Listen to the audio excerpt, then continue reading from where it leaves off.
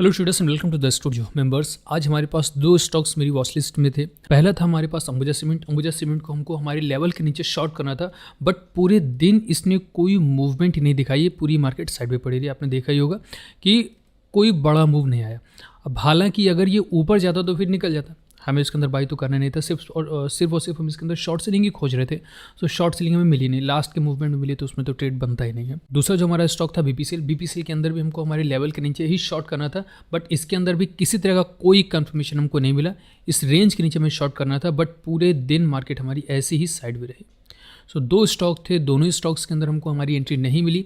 आज किसी भी तरह का देखिए, जैसे ऑर्डर बुक है, ऑर्डर बुक में भी आज कोई ट्रेड एग्जीक्यूशन नहीं है और ना ही पोजीशन बुक में एक भी रुपए का कोई प्रॉफिट है। सो कोई ट्रेड एग्जीक्यूट हुआ ही नहीं। सिंपल वे में आज हम आपको 4 मेजर प्राइस स्ट्रक्चर्स बताएंगे जिसके थ्रू आप ट्रेड को आसान कर पाओगे। उसको देखो, समझो। 4 सबसे बेसिक प्राइस एक्शंस के सिग्नल्स हैं, 1, 2, 3, 4। ये 4 मेथड्स हम आपको बताएंगे, जिसमें सबसे पहला होगा compressed breakout, second trap breakout, third trap breakout success. जब trap breakout as a success formation तुमको मिलती, अभी आगे चल करके हम लोग देखेंगे। फोर्थ एंड लास्ट आता है टू हाई बिकम सेल। अभी इन चारों ही कॉन्सेप्ट्स को हम लोग एक एक करके बहुत क्लियर बारीकी के साथ समझने की कोशिश करेंगे। शुरुआत करते हैं कंप्रेस्ड ब्रेकआउट से। क्या है कि प्राइस अगर आपका अप ट्रेंड में जा रहा है तो ये अप ट्रेंड में कंटिन्यू रहेगा। इसका अगर वाइस वर्सा कर देते हैं, प्राइस अगर डाउन ट्रेंड में है तो डाउन ट्रेंड में कंटिन्यू रहेगा। एक मूव दिखा देने के बाद में प्राइस कंप्रेस हो जाता है, एक जगह पर जाकर के ये रुक सा जाता है। इस तरह के प्राइस एक्शंस बहुत कॉमन है, आपको हर स्टॉक्स में देखने को मिल जाएंगे। एक मूवमेंट के बाद में प्राइस कंसोलिडेशन के फेज में रुकता है। उसी जगह पर हम लोग कंप्रेशन ब्रेकआउट का यूज़ कर सकते हैं।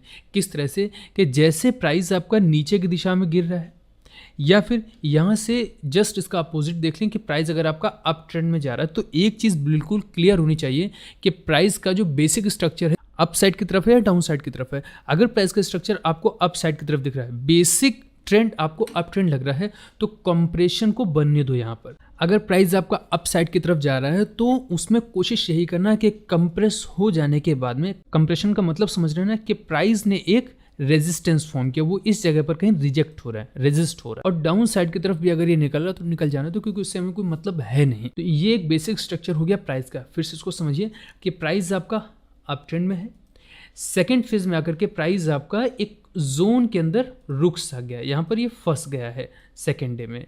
और थर्ड डे क्या होता है, या मे भी हो सकता है सेम डे यानी सेकेंड डे में ही आपको ये ब्रेकआउट्स दिखा दे। लेकिन ब्रेकआउट्स ये क्लियर होनी चाहिए कि आपको किस रेंज के ब्रेकआउट्स चाहिए, और ब्रेकआउट हमें चाहिए तो सिर्फ अप साइड की तरफ। दो चीज़ें क्लियर ना, किस जगह से कंप्रेशन के ब्रेकआउट हमें चाहिए। ये जो सेकेंड जोन आपका बन रहा है, इसके ऊपर प्राइस जब हमारा इस लेवल को ब्रेकआउट करके ऊपर की तरफ निकलेगा, तभी हम यहाँ से अपना कोई ट्रेड एग्जीक्यूट करेंगे। दूसरा, दिशा निर्धारित है। अगर प्राइस का बेसिक ट्रेंड अप साइड की तरफ है और प्राइस हमारा एक जोन के अंदर रुका हुआ है, तो हम यहां से सिर्फ और सिर्फ अप ट्रेंड में जाएंगे। प्राइस का ब्रेकआउट हो जाने के बाद में हमें यहां से अपने एंट्रीज के कंफर्मेशंस लेने हैं, एंड देन हम लोग अपना कोई ट्रेड एग्जीक्यूट करते हैं। ये तो बात हो गई प्राइस की। अब वॉल्यूम्स के इसमें क्या रोल प्ले होते हैं, अब देखिए। एक चीज़ जिसका उदाहरण हमने शायद एक दो बार आपको पहले भी दिया है कि प्राइस जब कंटिन्यूएशन में है तो आपको वॉल्यूम्स इंक्रीजिंग वे में दिखाई पड़ेंगी, वॉल्यूम्स के ब्रेकआउट होंगे। और जब प्राइस आपका कंप्रेस होना स्टार्ट करेगा एक जगह पर, तो इसके अंदर एक ठहराव आपको दिखेगा कि प्राइस आपका रुक सा गया है, वॉल्यूम्स आपकी रुक सी गई एक जगह पर। अभी हम जिस एग्जांपल की बात कर रहे थे कि अगर आप किसी एक दिशा में कंटिन्यूसली रन कर रहे हो और आपको टर्न लेना है, तो आप सेम स्पीड में टर्न नहीं ले सकते। आप रन करोगे, जब आपको टर्न लेना होगा तो आप धीमे से टर्न करोगे और फिर यहाँ से कंटिन्यू। सेम चीज़ प्राइस एक्शंस में भी देखी जाती है।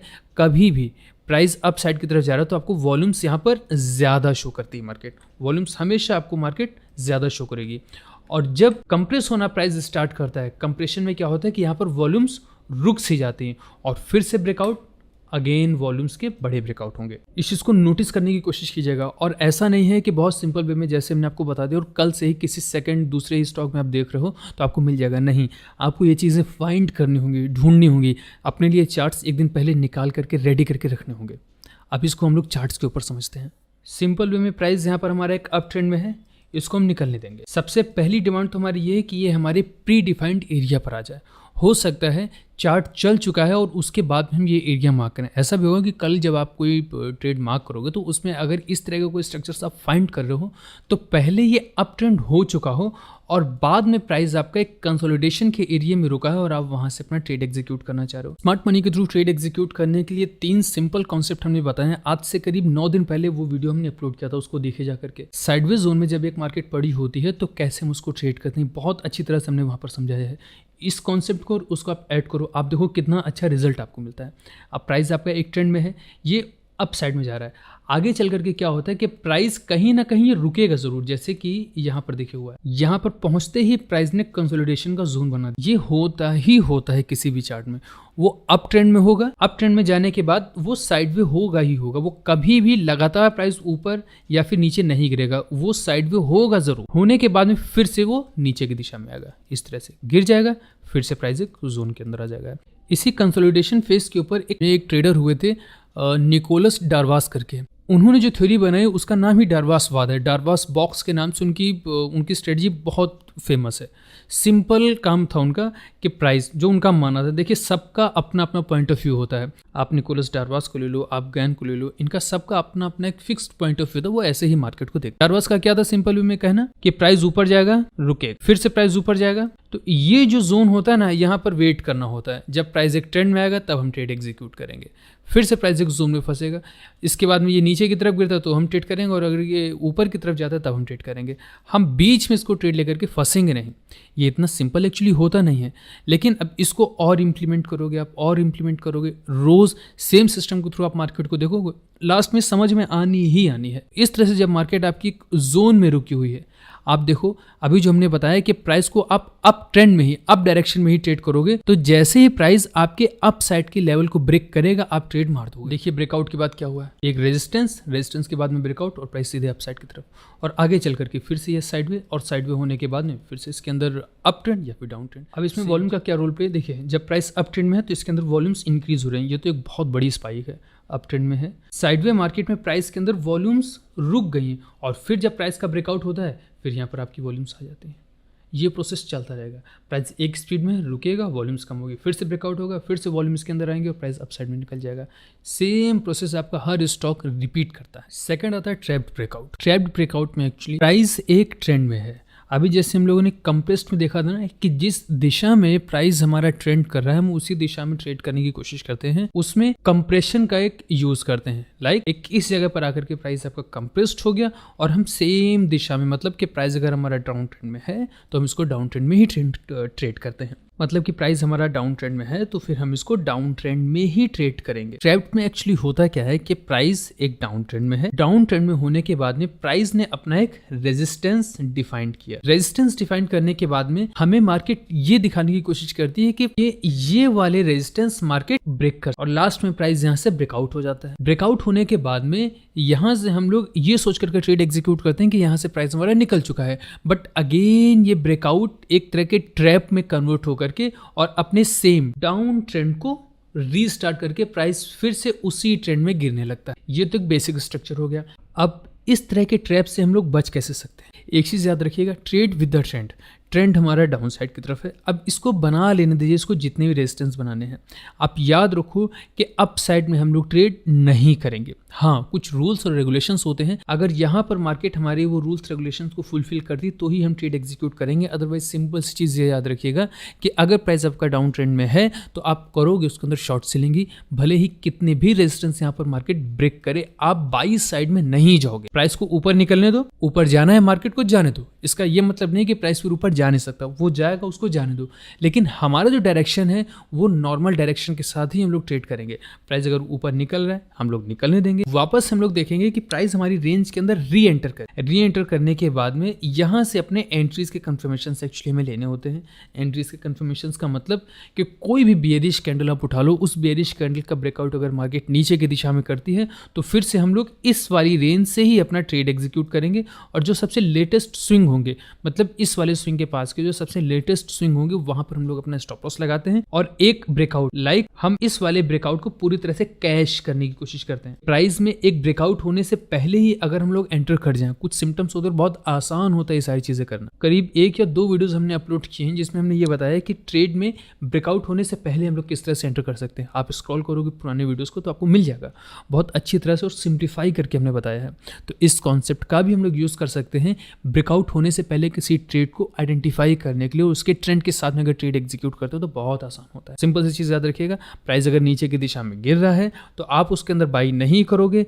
हाँ, अप साइड की तरफ ब्रेकआउट कर देने के बाद में प्राइस वापस से आपकी रेंज के अंदर आकर के आपको आपके एंट्रीज के सिग्नल्स देगा, आप ट्रेड एग्जीक्यूट करोगे और ये वाले सपोर्ट्स इसके ब्रेकआउट आपको लेने हैं। अब देखिए कितनी अच्छी तरह से मार्केट एक डाउन ट्रेंड में है। हाई लगता है, अगेन देखिए यहाँ पर एक लो लगा, फिर से प्राइस ने एक हाई लगाया, यहाँ तक ले सकते हैं, एक ये हाई लगा और फिर से देखिए इसने एक लो लगा दी, फिर से एक हाई लगा, ये एक लो लगा। यहाँ पर क्या हुआ है, इस जगह पर देखिए मार्केट ने अपने हाई को ब्रेक किया। यहाँ तक आप देखोगे तो मार्केट ने अपने हाईस को ब्रेक नहीं किया, कॉन्टिन्यूअस प्राइस ने अपने लोस को ब्रेक किया है। एंड इस जगह पर आकर के मार्केट ने सबसे पहली बार हाई को ब्रेक किया। अच्छा, देखने में क्या लगेगा ना कि यहाँ से अब मार्केट में भी हो सकता है कि अपने रेजिस्टेंस को ब्रेक कर दे। जैसे ही मार्केट ने यहाँ पर अपने रेजिस्टेंस को ब्रेक किया, एक चीज होती है जिसको बोलते हैं ट्रैप्ड ब्रेकआउट, जो अभी हमने बताया कि प्राइस आपका रेजिस्टेंस ब्रेक करे आप ट्रेड नहीं मारोगे। प्राइस जैसे ही आपका स्विंग ब्रेक करेगा, जैसे लो लगाते हुए प्राइस ने यहाँ पर अपना एक स्विंग लगाया, अब हो क्या रहा है ना कि प्राइस अपने लोस को ब्रेक करता हुआ चला रहा है। अब लोस ब्रेक होंगे तो हम ट्रेड मार देंगे। जैसे यहाँ पर देखिए क्या हुआ, इसने अपना लो ब्रेक किया, इस जगह पर क्या हुआ कि प्राइस ने अपना लो ब्रेक किया है, इस जगह पर क्या हुआ, मार्केट ने अपना लो ब्रेक किया है। सो लोस ब्रेक होते हुए चले आ रहे हैं, लेकिन इस जगह पर हम देख रहे हैं कि मार्केट ने अपने हाई को ब्रेक किया। जैसे ही हाई ब्रेक हुआ तो माइंड डाइवर्ट होता है कि प्राइस ने तो अपना रेजिस्टेंस ब्रेक किया, अब यहाँ पर क्या हो सकता है, कुछ नहीं करना है। मार्केट आपकी डाउन ट्रेंड में, आप इसको गिरने दो। अगर इसको ऊपर जाना तो फिर ये चला जाए, और नहीं तो फिर हम इसको डाउन ट्रेंड में ही ट्रेड करेंगे। और फिर सिंपल वे में हम लोग यहाँ से अपने सपोर्ट्स के ब्रेकआउट या फिर स्विंग्स के ब्रेकआउट देखते हैं कि प्राइस जैसे ही हमारा इस ब्लैक वाली कैंडल या फिर सिंपली इस स्विंग के नीचे जैसे निकलेगा हम लोग ट्रेड मारते हैं। उसके बाद में देखिए ये रेजिस्टेंस बना, प्राइस ने ब्रेकआउट दिखाया, हाई को यहाँ से ब्रेक नहीं किया और वापस से प्राइस हमारी रेंज के अंदर आ गया। कई सारे ट्रेड्स के यहाँ पर एंट्री करने के बहुत सारे मौके बनते हैं। एक तो यहीं पर हम लोग अपना एक ट्रेड एग्जीक्यूट कर सकते हैं, मतलब रेंज के अंदर। सिंपली हम इस स्टॉक की बात नहीं कर रहे हैं, जिस चार्ट की, हम लोग यहीं पर अपना ट्रेड एग्जीक्यूट कर सकते हैं। और ये वाला जो हमारा सपोर्ट लाइन है, हम इसके ब्रेकआउट होने से पहले ही ट्रेड के अंदर अपनी एंट्री बना सकते हैं। और नहीं तो फिर एक्स्ट्रा कन्फर्मेशन चाहिए, आप इस वाले स्विंग के ब्रेक होने के बाद में ट्रेड मारो। कुछ भी नहीं करते हुए सिर्फ आपको बस ऑब्जर्व करते रहना है, कहाँ पर वो प्राइस एक्शन या वो स्ट्रक्चर बन रहा है जो कि एक्चुअली हम देखना चाह रहे हैं। कई सारे स्टॉक्स को आपको फाइंड करना हो, मेजर स्टॉक्स उठा करके अपने पास रख लीजिए, जो हाई बीटा स्टॉक्स हैं वो उठाकर अपने पास रख लीजिए। एक दिन पहले ये सारी एनालिसिस कर लीजिए, ड्राइंग्स अपनी कंप्लीट रखिए और ड्राइंग्स के ऊपर बिलीव कीजिए। ऐसा भी होता है कि 2-4 दिन, 5 दिन, 10 दिन हम लोगों ने ड्राइंग तो की, बट वो वर्कआउट नहीं हुआ तो फिर हमने उसको छोड़ दिया, उसको ड्रॉप कर दिया। ऐसा नहीं, एक बार उसको ड्रॉ करके रखिए, तो देखिए उसको जितना ज़्यादा हो सके, ज़्यादा से ज़्यादा चार्ट्स के ऊपर जितना ज़्यादा समय दे पाओगे उतना ही अच्छा होता है। इतना बिलीव करके चलना पड़ेगा कि जिस स्ट्रक्चर्स के थ्रू हम काम कर रहे हैं वो स्ट्रक्चर हमें प्रॉफिट दे सकता है, और उस स्ट्रक्चर के थ्रू अगर हमें लॉस होगा तो हमारे मनी मैनेजमेंट के अकॉर्डिंग लॉस होगा। हम जितना लॉस करना चाह रहे हो उतना ही लॉस होगा, क्योंकि लॉस की प्रोबेबिलिटी किसी भी तरह के सिस्टम में, किसी भी तरह के ट्रेड में, किसी भी स्टॉक में होती है। अब वॉल्यूम्स इसके अंदर ऐड कर दीजिए, प्राइस नीचे गिर रहा है, वॉल्यूम्स भी बढ़ रही हैं। प्राइस जैसे ही हमारा साइडवे हुआ, इसके अंदर देखिए वॉल्यूम्स भी साइडवे जैसी हो गई, और जैसे ही प्राइसेस के ब्रेकआउट स्टार्ट हुए, यहाँ पर वॉल्यूम्स के भी अच्छे ब्रेकआउट आपको देखने को मिल रहे हैं। यहाँ पर ये तो बंच निकला है पूरा वॉल्यूम्स का। ये बहुत माइन्यूट से प्राइस स्ट्रक्चर्स होते हैं और वॉल्यूम्स इसके अंदर आप ऐड कर दो, बहुत ज़्यादा हेल्प आपको इन स्ट्रक्चर्स से मिल जाएगी। थर्ड आता है ब्रेकआउट आइडेंटिफिकेशन। अब यहाँ पर हम लोग अपने सेकेंड रूल्स को ब्रेक करने की कोशिश करते हैं। प्राइस हमारा डाउन ट्रेंड में है, हमें अब इसको अपोजिट ट्रेंड में ट्रेड करना है, अपोजिट डायरेक्शन में ट्रेड करना है। तो हम किस तरह से करेंगे, रेजिस्टेंस के ब्रेकआउट के बाद जब प्राइस हमारा अप साइड की तरफ ब्रेकआउट मारता है, तो यहाँ पर हम लोग ये कोशिश करते हैं कि सिंपल से जो स्विंग्स हमारे लग रहे हैं, ये स्विंग्स अप साइड की तरफ ब्रेक हो जाएं। देखिए इसके कई सारे तरीके होते हैं। या तो प्राइस यहाँ से आपका हायर हाइस लगा दे, ये चीज आप समझ रहे होगे। प्राइस या तो सिंपल वे में हमारे एक हायर हाई ट्रेंड में चला जाए, इस तरह से हायर हाइस लगाए। दूसरा आपने देखा होगा कई सारे प्रैक्टिशनर्स ट्रेंड को आइडेंटिफाई करने के लिए फ्लैग पैटर्न का यूज करते हैं। मतलब एक ब्रेकआउट होने के बाद में प्राइस लोज लगा रहा है, लोज, बट मूव्स कम है, और यहाँ पर आप देखोगे यहाँ पर वॉल्यूम्स भी आपको कम ही दिखाई पड़ेंगी। इस तरह की वॉल्यूम्स होती हैं। और फिर से जैसे प्राइस अपने इस ट्रेंड को अप साइड में ब्रेक करती तब यहाँ पर वॉल्यूम्स ब्रेक होने लगती हैं। ये कॉमन से स्ट्रक्चर्स हैं। डेली एक ही सिस्टम के थ्रू जब आप प्रैक्टिस करोगे ना तो ही ये सारी चीज़ें आपके फोकस में आएंगी, आप इसको आइडेंटिफाई करके ट्रेड कर पाओगे।